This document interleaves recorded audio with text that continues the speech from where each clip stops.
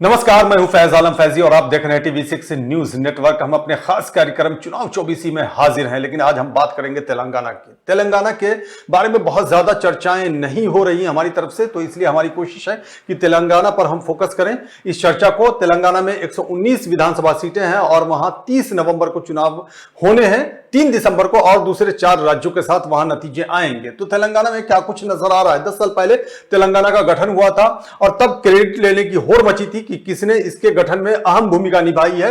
उसको भी इस बार भुनाने की कोशिश की जा रही है। बीआरएस वहां सत्तारूढ़ पार्टी है, कांग्रेस से सीधा मुकाबला है, लेकिन कहा यह जा रहा है कि भारतीय जनता पार्टी ने भी दखल देने की कोशिश की है इस चुनाव में और दखल देते वक्त उसने अपना असर भी छोड़ा है। बहरहाल इन्हीं सब मुद्दों पर हम चर्चा करेंगे। हमारे साथ खास मेहमान जुड़ गए हैं हैदराबाद से अब्दुल हकीम, और ये वरिष्ठ पत्रकार हैं। अब्दुल हकीम साहब, आपका बहुत बहुत स्वागत है। जे आर शर्म भी जुड़ेंगे, वरिष्ठ पत्रकार, पहले उनके पास भी हम चलेंगे। अब्दुल हकीम साहब, स्वागत है आपका। क्या कहेंगे, कैसी तैयारियां चल रही, चुनावी प्रक्रिया कैसी चल रही, किस तरफ जाती दिखाई दे रही है हैदराबाद में और तेलंगाना में? तेलंगाना में अब फिलवक्त जो माहौल है, सियासी माहौल काफी गर्म है। हर कोई अपनी अपनी कोशिश लगा रहा है कि केसीआर साहब दोबारा इख्तियार हासिल करने की कोशिश कर रहे हैं, जबकि कांग्रेस अब के बार एक नए रूप में तेलंगाना में इंतखाबात में हिस्सा ले रहे हैं। आपका जो पिछली जो 2019 के इंतखाबात थे, उसमें कांग्रेस का इतना ज्यादा चर्चा नहीं था। यहाँ पर टीआरएस के ज्यादा बोलबाला था, लेकिन अब की बार पब्लिक का रुझान कांग्रेस की तरफ बहुत ज्यादा हो रहा है, ये बात तय है। और बिलखुसूस अगर हम अक़लियतों की अगर बात करें, तो पिछली बार अक़लियत कांग्रेस की तरफ ज्यादा ध्यान नहीं दे रहे थे, लेकिन अब की बार कांग्रेस की तरफ अक़लियतों का रुझान कुछ ज्यादा हो रहा है। उसकी वजूहात बहुत ज्यादा है। केसीआर गवर्नमेंट से नाराज है कांग्रेस, अपने अक़लियती तबका। केसीआर जो भी वादे किए थे अपने इख्तिदार में आने से कबल मुसलमानों से, बिलखुसूस 12% रिजर्वेशन हो, चाहे वो और दीगर बेशुमार ऐसी चीजें हैं जो मुसलमानों से वादे तो बहुत ज्यादा करे, लेकिन एक भी वादा पूरा नहीं कर पाए। वो जो कुछ भी किए हैं, आम आवाम के साथ जो स्कीम शुरू की हो, उन्हीं स्कीम में मुसलमानों को भी शामिल किया। वरना मुसलमानों के लिए कि जो वादे करते हुए वो बोल के हम आपको 12% रिजर्वेशन देंगे, आपको जो है अलग से बजट दिया जाएगा, मुस्लिम नौजवानों को जो है ना तालीमी तौर पे जो है ना आगे बढ़ाने के लिए जो है ना स्कॉलरशिप्स दिए जाएंगे, लेकिन ये तमाम वादे ही रह गए। उतने ज्यादा मुसलमानों को उनकी हुकूमत से फायदे हासिल नहीं हुए। तो मुसलमान का बड़ा तबका एक चीज और समझना चाहेंगे, गुफ्तगू हमारी जारी रहेगी कि वहां बीआरएस सत्ता में है, यानी हुकूमत में है, और असदुद्दीन ओवैसी की पार्टी बीआरएस को सपोर्ट कर रही है। तो क्या ये ऑफिशियली दोनों में अनाउंसमेंट है कि दोनों एक दूसरे के सपोर्ट में रहेंगे, या ऐसे ही जनता के बीच में जाकर के, अवाम के बीच में जाकर के ये ऐलान कर दिया जा रहा है कि हाँ बीआरएस अच्छी पार्टी है असदुद्दीन ओवैसी की तरफ से, या बीआरएस की तरफ से, चूंकि हैदराबाद के कुछ पॉकेट्स में असदुद्दीन ओवैसी का अच्छा असर माना जाता है, उसके लिए कह दिया जाता है? क्या कुछ है एक्चुअली? शुरुआत में ये लोग उस अंदाज से नहीं गए, लेकिन जैसे जैसे बीजेपी का जोर यहाँ पर बढ़ने लगा तेलंगाना में, तब जो है ना बीआरएस को ये महसूस हुआ कि मजलिस का सपोर्ट हासिल करना चाहिए। तो इस तरह से अब अलल ऐलान ये कहा जा रहा है कि मजलिस की तरफ से भी और बीआरएस अपनी तरफ से भी ये कह रहे हैं कि मजलिस हमारे बड़े भाई है और हमारी पूरी मदद कर रहे हैं। और मजलिस भी तेलंगाना के आवाम से पुरजोर अपील कर रही है कि बीआरएस भरपूर साथ दें और इसे बनाएं।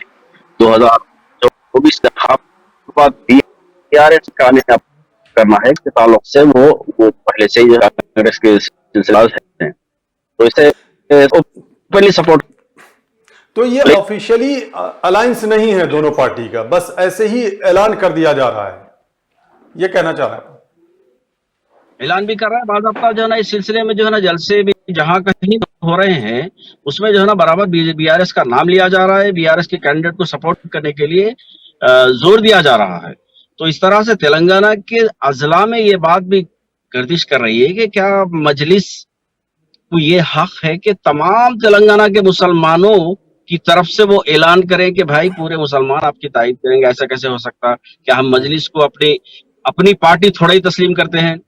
जो मजलिस ये कह रही है कि मुसलमान के तमाम वोट बीआरएस को मिलेंगे। अजला में इस सिलसिले में भी बहुत सारी बातें हो रही है कि भाई अगर मजलिस अगर तायद कर देगी तो क्या मुसलमान वोट डालेंगे? बिल्कुल नहीं डालेंगे। आपके इलाके जहां पर हैदराबाद में आपके 6 से 8 एमएलएस है, आप वहां पर बिल्कुल ऐलान कीजिए, भरपूर तायद कीजिए। वहां पर जो अवाम, जो आपके नुमाइंदे वहां पर अवाम के लिए काम कर रहे हैं, उनके लिए वहां पर बोलना बेहतर है। लेकिन पूरे तेलंगाना को शामिल करते हुए कहना, ये यहाँ के अजला के अवाम के सवाल पैदा हो रहा है और वो लोग इस बारे में भी सोच रहे हैं कि नहीं नहीं ऐसा नहीं होगा, बल्कि हम अपना फैसला लेंगे कि हमें किसे तायद करना है।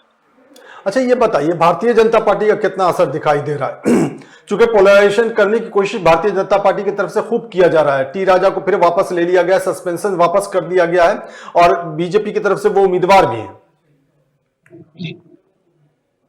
भारतीय जनता पार्टी का उतना ज्यादा असर नहीं है। सीधी सीधी बात यह है कि भारतीय जनता पार्टी इस वक्त तीसरे नंबर पर ही रहेगी। असल मुकाबला तेलंगाना में कांग्रेस और बीजेपी के दरमियान है। और जी जी कंप्लीट करें, पहले कंप्लीट करें आप। बहुत सारे सर्वे भी कुछ इस अंदाज से आ रहे हैं कि शायद बीआरएस इस वक्त मुश्किल दौर से गुजर रही है।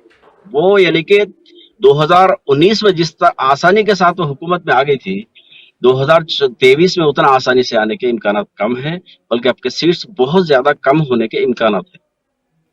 अगर कांग्रेस की बात की जाए, कांग्रेस के बारे में यह कहा जा रहा है कि इस बार कांग्रेस और बीआरएस के बीच सीधा मुकाबला है। तो कांग्रेस ने अपनी जमीन को, जो खोई हुई जमीन है, क्योंकि कांग्रेस का असर रहा है तेलंगाना में, तो खोई हुई जमीन को वापस करने के लिए जो रणनीति बनाई है इसने, कांग्रेस ने, उस पर कितनी कामयाबी मिलती दिखाई दे रही है? अजहरुद्दीन को भी चुनावी मैदान में उतार दिया है कांग्रेस ने। जी जी जी सर, कांग्रेस जिस अंदाज से इन इंतखाबात में कुछ 5 गारंटीज लेकर आई, आपकी आवाज नहीं आ रही है। कांग्रेस इस वक्त आ रही है आवाज, जी बोलिए। 5 गारंटीज के साथ अवाम के दरमियान जा रही है। अवाम काफी हद तक गारंटीज के बारे में, तो टीआरएस गवर्नमेंट, बीआरएस जो है उसी अंदाज से जिस मैनिफेस्टो के साथ कांग्रेस मैदान में उतर रही, बीआरएस उसी अंदाज से वो भी आगे बढ़ रही। कांग्रेस बोल रही कि हम आपको 500 रुपए में सिलेंडर देंगे, बीआरएस बोल रहा हम 400 रुपए देंगे। तो यहाँ के जो प्रदेश कांग्रेस अध्यक्ष है वो ये कह रहे हैं कि जब आप 400 रुपए में सिलेंडर देना ही चाह रहे हैं तो अभी से देना शुरू कर दीजिए, आप इलेक्शन का इंतजार क्यों करें, हुकूमत तो आपकी है। इस तरह से दीगर, जिस तरह कर्नाटक में कुछ ये लोग, जैसे आरटीसी में फ्री आरटीसी का मामला है और ये पेंशन वगैरह के बढ़ाने का मामला, जो 5 गारंटीज जो तेलंगाना कर्नाटक में जो इम्प्लीमेंट हुए हैं, आप लोग वो उसी को बताते हुए गवर्नमेंट अवाम से ये कह रहे हैं कि हम जिस तरह से दीगर रियासतों में इसको इम्प्लीमेंट कर रहे हैं और आवाम उसका फायदा उठा रहे हैं, आप लोग जाइए, जाकर देखिए।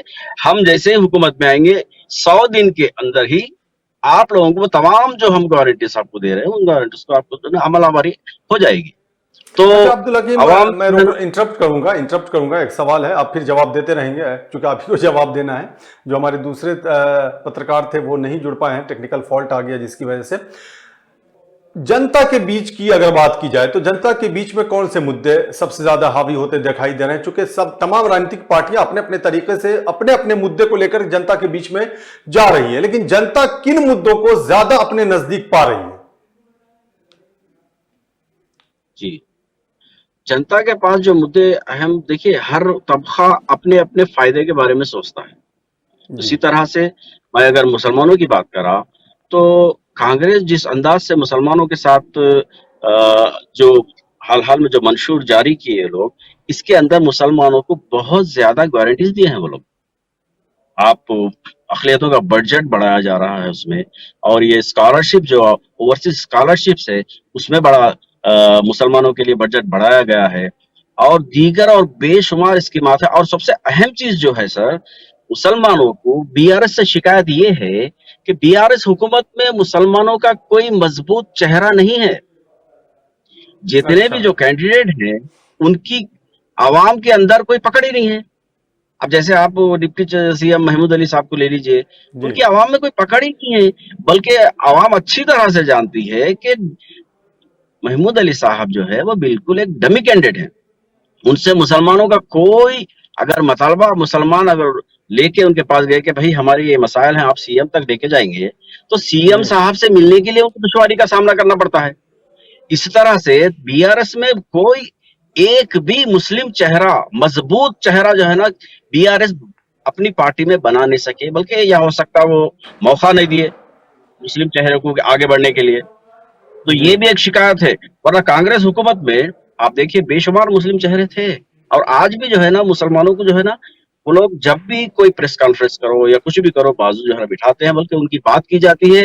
बल्कि मुसलमान जिस वक्त वाईएसआर थे, वाईएसआर के जमाने में मुसलमानों का काफी दबदबा भी था। मुसलमानों को बेशुमार मसाइल वाईएसआर हल करते थे। जो वादे वो किए थे मुसलमानों से, इमीडिएट वो मुसलमानों को वफा भी करे। वो 4% रिजर्वेशन का बहुत तारीखी कारनामा है वाईएसआर हाँ साहब का, जिसे आज भी मुसलमान याद करते हैं। उसी को लेकर हमारे केसीआर साहब ये बोले कि हम 12% देंगे। 12% की तो बस बात ही निकल गई। उसके बाद में कुछ ऐसे काम उनसे हो गए, बेशुमार ऐसे वाकयात हुए। जैसे वो हुकूमत में आए, सबसे पहले एक आलर इनकाउंटर हुआ, जिसमें 4 हिंदुस्तान की तारीख में ऐसा इनकाउंटर नहीं हुआ। जो लोग जी कोर्ट को जा रहे थे, अच्छा हथकड़ियों में बांधे हुए जी थे वो लोग। जी जी बिल्कुल। तो अगर ये तमाम भाजपा की चीजें बात की जाए, मुसलमान चलिए याद कांग्रेस कर की रहे बात हैं। तफसील से हो गई, बीआरएस की बात तफसील से हो गई। अगर भाजपा की बात जी की साहब। जाए तो देखा है बाई इलेक्शंस जो हुए हैं पिछले दिनों, उसमें भाजपा का प्रदर्शन यानी परफॉर्मेंस काफी अच्छा रहा है। खास करके जो नगर निगम के चुनाव हुए तो उसमें भी भाजपा ने अच्छा प्रदर्शन किया था। तो क्या इस इलेक्शन में, हालांकि 2013 में जो विधानसभा के चुनाव हुए थे उसमें भाजपा का प्रदर्शन अच्छा तो था, लेकिन 2018 में इतना अच्छा नहीं था जितना 2013 में था। इस बार क्या कुछ नजर आ रहा है? भाजपा ठीक है तीसरे पायदान पर होगी, लेकिन जो भाजपा गेन करना चाह रही है, क्या वो गेन होता दिखाई दे रहा है? खास करके शेड्यूल ट्राइब की अगर बात की जाए तो बताया ये जा रहा है कि वहां ज्यादा फोकस कर रही भाजपा, चूंकि 9 से 10% एसटी समुदाय के लोग वहां हैं। और दूसरी बात इसमें यह भी जोड़ता चलूं ताकि आप जवाब दे दें आसानी से, कि भाजपा ने पोलराइजेशन के लिए हर जगह, हर गांव, हर शहर में शिवाजी की मूर्ति स्थापित करने की योजनाओं को आगे बढ़ाया है। इसका कितना इंपैक्ट दिखाई दे रहा है? सर, ये इलेक्शन स्टंट्स है, हर कोई अच्छी तरह से जानता है। भाजपा शेड्यूल ट्राइब वगैरह की तरफ राग़िब करने की कोशिश कर रहे हैं, लेकिन वो मुश्किल है। इसलिए कि ऑलरेडी केसीआर साहब दलित वगैरह को 10 लाख का जो है ना एक लोन सैंक्शन का जो स्कीम शुरू करे, उसकी वजह से ये दलित तबका, ये जो निचली जात का तबका ऑलरेडी बीआरएस की तरफ है। अब अगर बीजेपी उनको अपनी तरफ राग़िब करने के लिए सबसे बड़ा ऐलान तो ये करे कि वो लोग जैसी हमारी हुकूमत आएगी हम दलित को सीएम बनाएंगे, लेकिन वो बातों में आवाम आने वाली नहीं है। बल्कि बीजेपी की जो इस वक्त जो जो कन्वर्जिंग वगैरह चल रही है, उसमें बीजेपी का कोई ज्यादा वो नहीं है। बस बात हो रही है बस कांग्रेस यार, आप जहां कहीं भी चले जाएं, बीजेपी का आज तक कोई मजबूत दावेदार ये जीतने वाला है बोल के सामने नहीं आया। अलबत्ता बातें राजा सिंह की हो रही है। राजा सिंह की बातें भी इसलिए हो रही है कि जी वहां से कुछ बीआरएस या फिर मजलिस अपना एक कैंडिडेट खड़ा नहीं किया, तो मुसलमान मजलिस से भी ये सवाल कर रही है कि भाई आप हिंदुस्तान के तमाम रियासतों में जाके इलेक्शन लड़ते हैं, लेकिन यहाँ पर ऐसा क्या हो गया जो अपना कैंडिडेट आप खड़ा नहीं किया। अच्छा, जरा इसको बल्कि वाज़ेह करें, ये भी इसको सवाल वाज़ेह करें अब्दुल हकीम साहब, कि जहां से राजा सिंह चुनावी मैदान में है वहां से ना असदुद्दीन ओवैसी की पार्टी ने किसी कैंडिडेट को उतारा है, ना बीआरएस ने उतारा है। ये इंफॉर्मेशन है क्या? बताइए आप। बिल्कुल सही है। अवाम ये सवाल भी पूछ रही है कि भाई आप लोग क्यों नहीं उतारे, कि आप बीजेपी का सपोर्टर हैं। जिस तरह से मोदी जी आके और जलसे में करे बात कहें, कांग्रेस की तरफ से कांग्रेस की तरफ से एक कैंडिडेट वहां पर खड़ा किया गया है बाज़ाब्ता से। चलिए और मजलिस, अच्छा मजलिस मुसलमान की हमदर्द पार्टी के बात का दावा करती है। जुबली हिल्स में अजहरुद्दीन साहब को खड़ा किया गया कांग्रेस की तरफ से। जी तो उनके अपोजिट में चाहे तो मजलिस, हालांकि वहां पर मजलिस कभी जीती नहीं, लेकिन फिर भी चाहे ना मजलिस अपने कैंडिडेट को बड़ी कुव्वत के साथ वहां उतार रही। तो मुसलमान मजलिस से भी ये सवाल कर रहे कि भाई जहां पर मुसलमान जीतने के इम्कानात है, आप वहां पर अपने कैंडिडेट को उतार के उसके लिए वोटों को जो है ना टोटली जो है ना डिस्टर्ब कर दे रहे, डिस्टर्ब करके किसी और पार्टी को जीतने के रास्तों को आसान कर रहे। तो मुसलमानों का बहुत बड़ा सवालत है ये इन मजलिस के ताल्लुक से। मजलिस को कटहरे में खड़ा किया जा रहा है, और वो लोग बाज मामलात में लाजवाब भी है वो लोग। लेकिन ये बीआरएस से जी चूंकि ये लोग अलायंस टाइप का मामला है, इसलिए ये लोग कुछ जवाब नहीं दे रहे, अपना काम करते जा रहे। चलिए अब्दुल हकीम साहब, आपका बहुत बहुत शुक्रिया हमसे जुड़ने के लिए और तफसील से तमाम चीज़ों को समझाने के लिए, बताने के लिए। आपसे आगे भी हम अपडेट लेते रहेंगे। अभी तेलंगाना में चूंकि चुनाव सबसे लास्ट में होना है, इलेक्शन सबसे लास्ट में होना है, तो हमारी डिबेट इस पे आगे भी जारी रहेगी, जिसमें हम आपको जोड़ते रहेंगे। तो एक बार फिर से आपका शुक्रिया अदा करना चाहेंगे कि आपने कीमती वक्त निकाला और विस्तार से और तफसील से पूरी जानकारी मुहैया कराई। तो तेलंगाना में 119 विधानसभा सीटें हैं, जिस पर 30 नवंबर को चुनाव होने हैं। 3 दिसंबर को एक साथ दूसरे राज्यों के साथ वहां नतीजे घोषित किए जाएंगे। बीआरएस और कांग्रेस के बीच में सीधा मुकाबला बताया जा रहा है। भाजपा भी कुछ पॉकेट्स में मजबूत है, लेकिन भाजपा इस पोजीशन में नहीं है, ऐसा विशेषज्ञों का कहना है कि भाजपा वहां सत्ता में आ जाए। बहरहाल चुनाव है तो चुनावी रणनीति भी बनेगी और राजनीतिक पार्टियां जनता को या वोटर्स को अपनी तरफ लुभाने की हर मुमकिन कोशिशों में भी लगी रहेंगी, और वो हो भी रहा है और होना भी चाहिए। यही तो इसकी सबसे बड़ी खूबसूरती है और बड़ी खूबी है। हम तेलंगाना पर भी चर्चा आगे करते रहेंगे और दूसरे राज्यों पर भी चर्चा आगे करते रहेंगे। चुनाव 24 में आप हमारे साथ जरूर जुड़ते रहें और कमेंट बॉक्स में जाकर के कमेंट जरूर करते रहेंगे। हमारे वीडियोस को लाइक करें और शेयर करें और बेल आइकन का बटन दबाना ना भूलें। और अगर हमारे news channel TV6 news network को आपने सब्सक्राइब नहीं किया तो इसे सब्सक्राइब भी जरूर करें और हमें इजाजत दें। फिर हम हाजिर होंगे चुनाव 24 के साथ। नमस्कार।